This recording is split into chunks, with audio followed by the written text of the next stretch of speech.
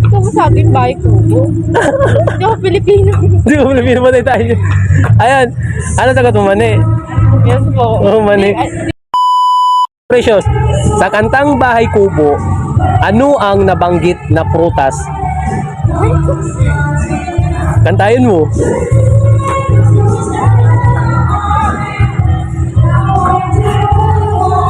Hello? Ano?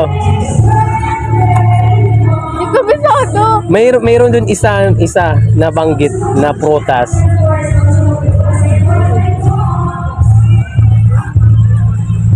Hello? Hindi ko Hello? bisado. Wala ka na. Ano, try mo lang. Banggitin mo lang. Alam ko lang mani. Di lang butas yun. Ano? Mani po, di ko Mani. alam butas yun. Mani. Di yung butas, di ba? Ano? Sige, ikaw. Ano sagot mo? Mani? Ano? Butas?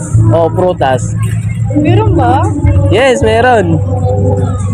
Ikaw mo sa akin, bahay kubo. Hindi ako Pilipino. Hindi ko Pilipino ba tayo? Ayan. Ano sagot mo, mani? Yes po. Oo, mani. Hindi ko alam kung vegetable ba yun or ano eh. Di, nag-aalangan nga. Well, mga idol, sagot ni Precious na mani is wrong. I-comment nyo dyan kung anong prutas ang nabanggit sa kantang Bahay Kubo. Comment nyo dyan.